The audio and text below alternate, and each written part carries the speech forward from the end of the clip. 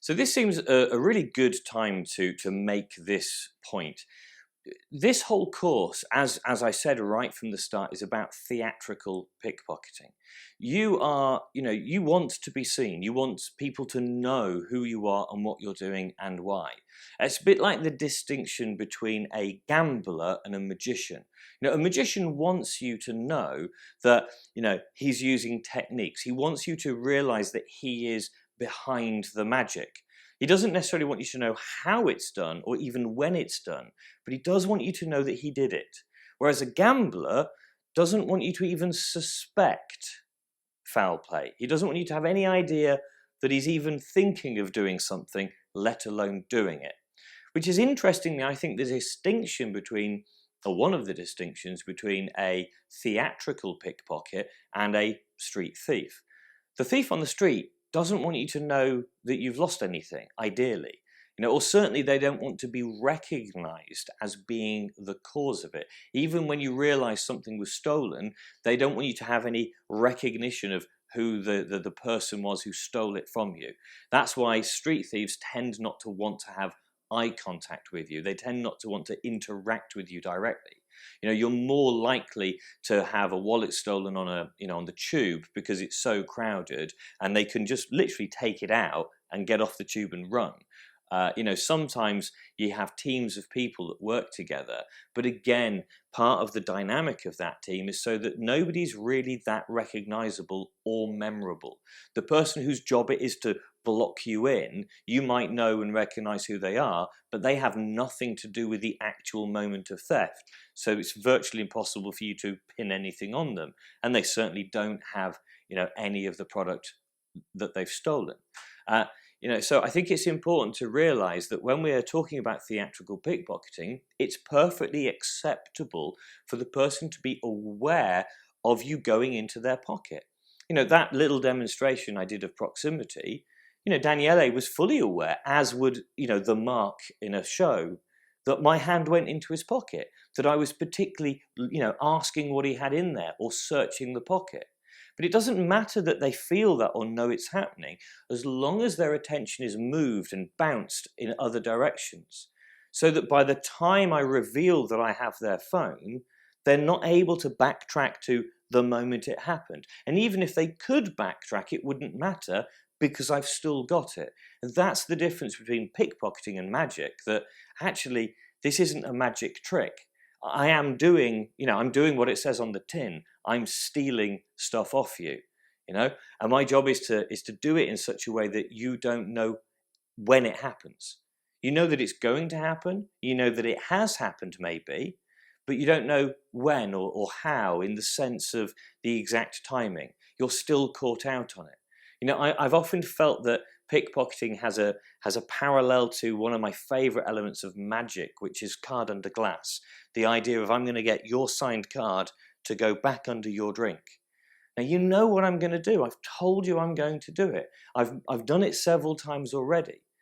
But still, that moment that you look down and your card's back there and you think, oh, he's caught me again. Yeah, of course I know when he did it. It was a few moments ago when he did this or he asked this question. It's the only logical place that it could have happened. But it doesn't make it any less amazing or magical.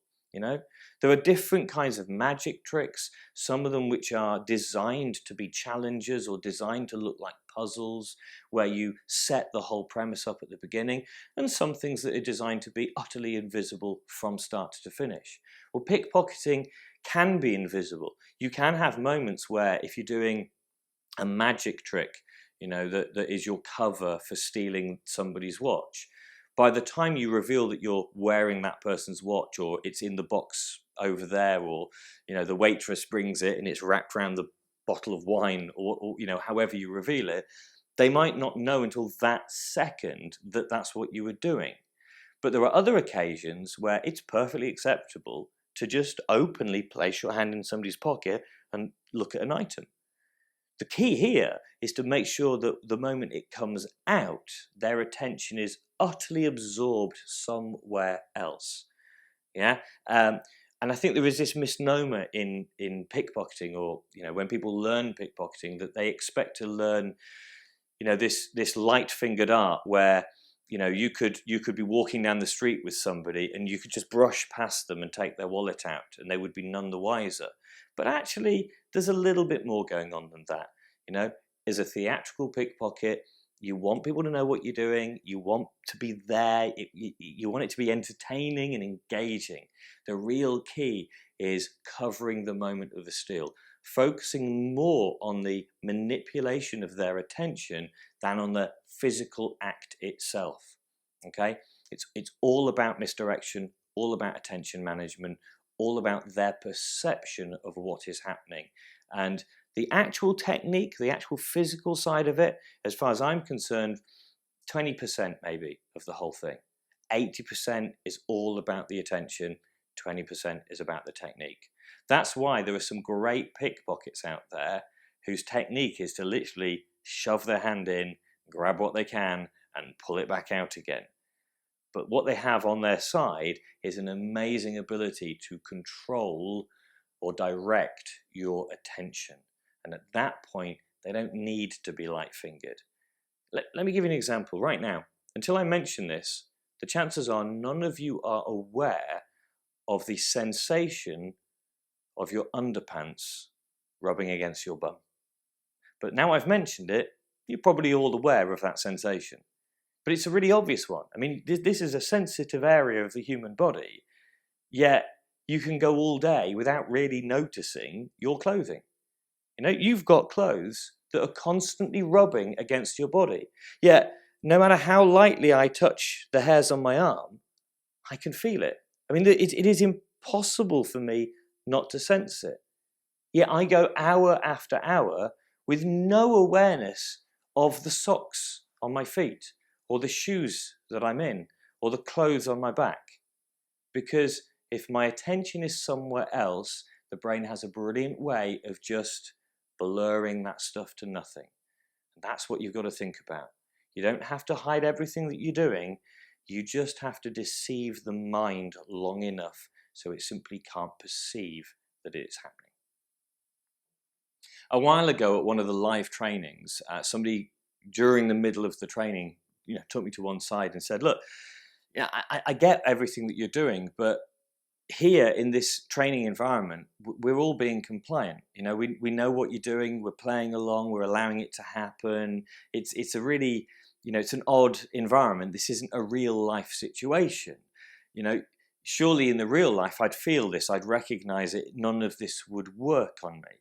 So I said, I understand what you mean. So basically, if I'm stood here, if I'm touching you here, you're aware of that, aren't you? Yeah. And if I move around here and I put my hand in here, you're aware of that as well, aren't you? He said, yeah. He says, in his mind, this was proving the point. No matter what I did, he knew I was doing it. What he didn't realize was that I was directing his attention as I did these things. And whatever hand I was using to, go into one pocket without him being aware, the other hand was going into another. And because he was so fixated on catching me out, if you like, of saying, well, of course I can feel you're doing that. Of course I can feel you're doing this. He left himself wide open and vulnerable to another steal, which actually is a good moment for me to say this. When you're out learning, developing these skills as a pickpocket, particularly when you go out and begin to perform as a pickpocket, be careful that you don't let yourself become vulnerable to people stealing off you. There is nothing that the punters out there like more than getting one over on the performer. If you're a magician, they try and get one over on you. No more so than when you're a pickpocket. If you're doing close-up pickpocketing in particular, you will always have somebody sat behind you, sat somewhere around walking past, that thinks, wouldn't it be funny if I could steal something off the pickpocket while he's picking somebody else's pocket? And the answer is, they can, if you allow yourself to be vulnerable to that. All right? Don't fall for the same stuff that you're selling to other people, as it were. Yeah. Be aware of your personal space, your environment, and realize that the more focused you become, the less aware of the surroundings you are. These are exactly the techniques you're using to steal from other people. Don't allow those techniques to be used against you.